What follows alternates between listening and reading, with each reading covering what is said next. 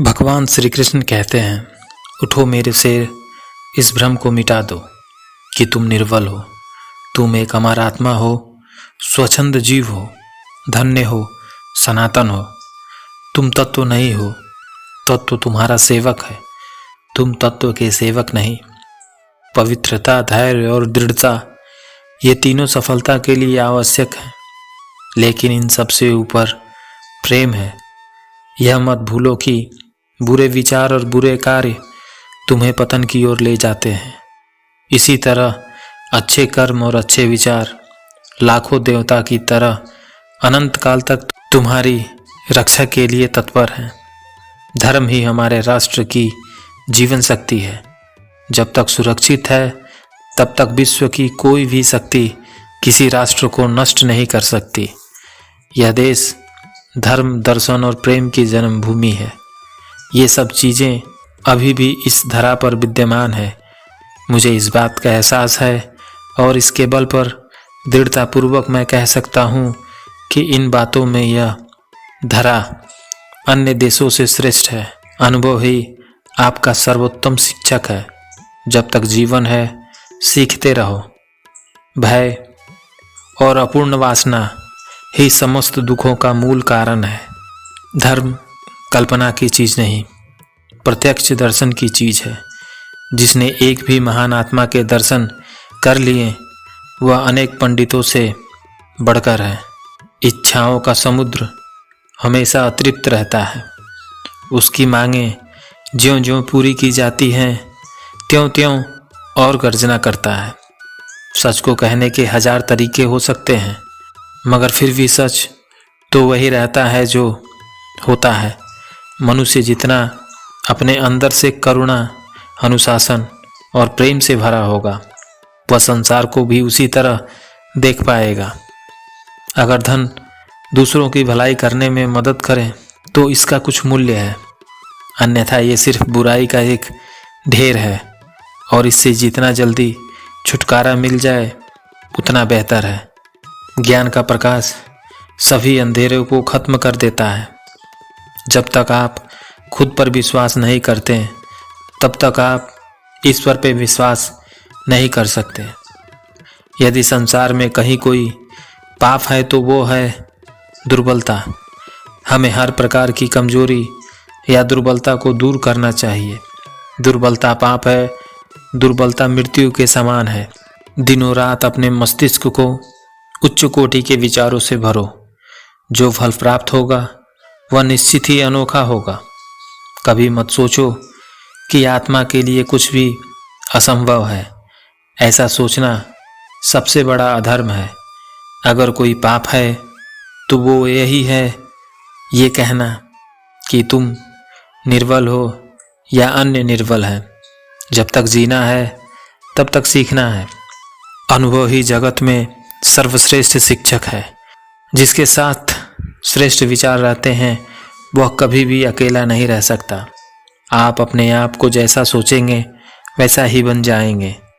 यदि आप स्वयं को कमज़ोर मानते हैं तो आप कमज़ोर ही होंगे, और यदि आप स्वयं को मजबूत सोचते हैं तो आप मजबूत हो जाएंगे। केवल उन्हीं का जीवन है जो दूसरों के लिए जीते हैं, अन्यथा सभी तो जीवित होने से अधिक मृत हैं। श्री कृष्ण कहते हैं, कर्म किए जाओ, फल की चिंता मत करो। आत्मा अमर है, इसलिए मरने का शोक ना करें। इस संसार में कुछ भी अस्थाई नहीं है।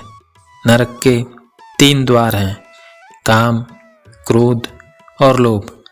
मौन सबसे अच्छा उत्तर है किसी ऐसे व्यक्ति के लिए जो आपके शब्दों को महत्व नहीं देते हों। धर्म केवल कर्म से होता है। कर्म के बिना धर्म की कोई परिभाषा ही नहीं है। मैं सभी प्राणियों के हृदय में स्थित आत्मा हूँ।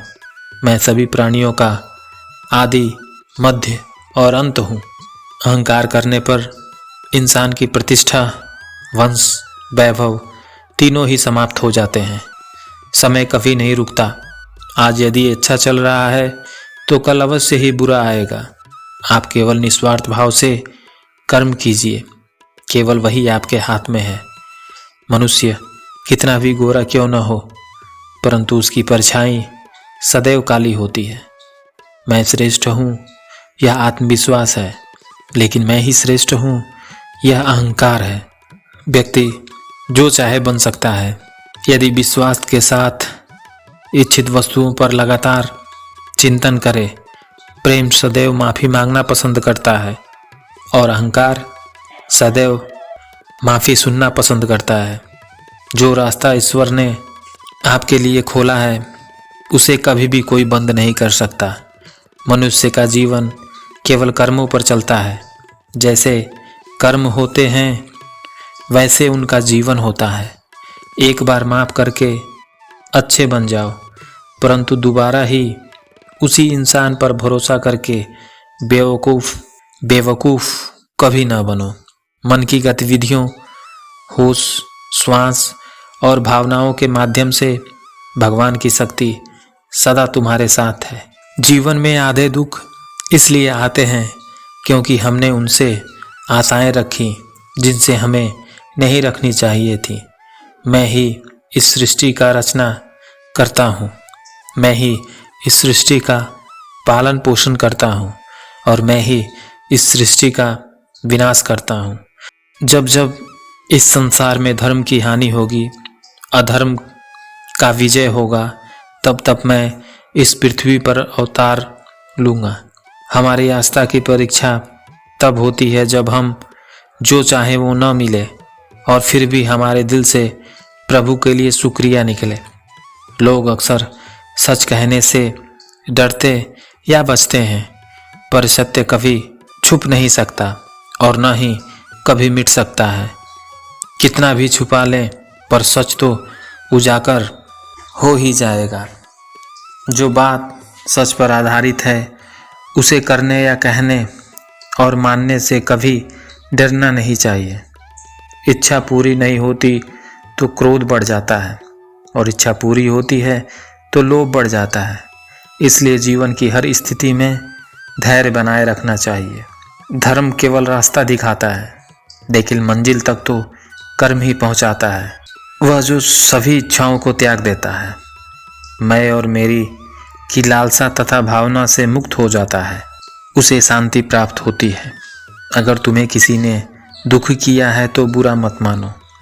लोग उसी पेड़ पर पत्थर मारते हैं जिस पेड़ पर ज़्यादा मीठे फल होते हैं। परंपराओं और ऐतिहासिक धरोहर की भूमि भारत के हृदय में कई ऐसे राज दफन हैं जो कहानियाँ बनकर आज भी सुने और सुनाए जाते हैं।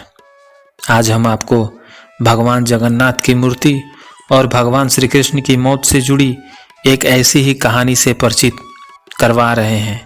हिंदू धर्म के बेहद पवित्र स्थल और चारों धामों में से एक धाम जगन्नाथपुरी की धरती को भगवान विष्णु का निवास स्थल माना जाता है।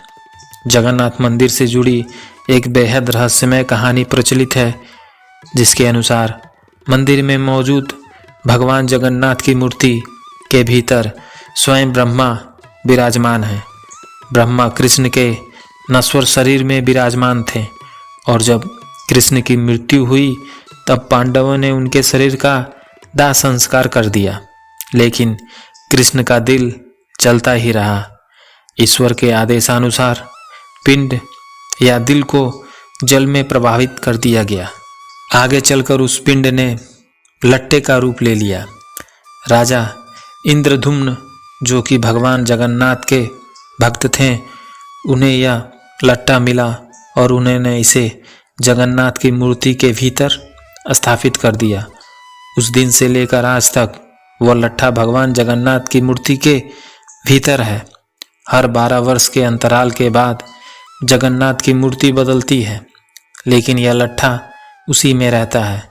इस लकड़ी के लट्ठे से एक हैरान करने वाली बात यह भी है कि यह मूर्ति हर 12 वर्ष में एक बार बदलती है, लेकिन लट्ठे को आज तक किसी ने देखा नहीं।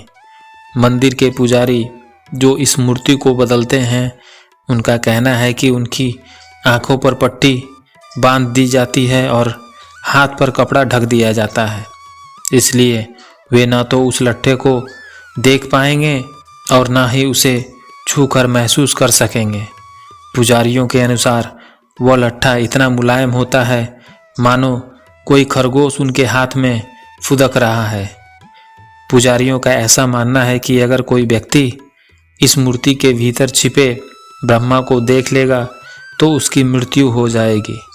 इसी वजह से जिस दिन भगवान की मूर्ति बदली जानी होती है, उड़ीसा सरकार द्वारा पूरे शहर की बिजली काट दी जाती है। यह बात आज तक रहस्य ही है कि क्या वाकई भगवान जगन्नाथ की मूर्ति में ब्रह्मा का वास है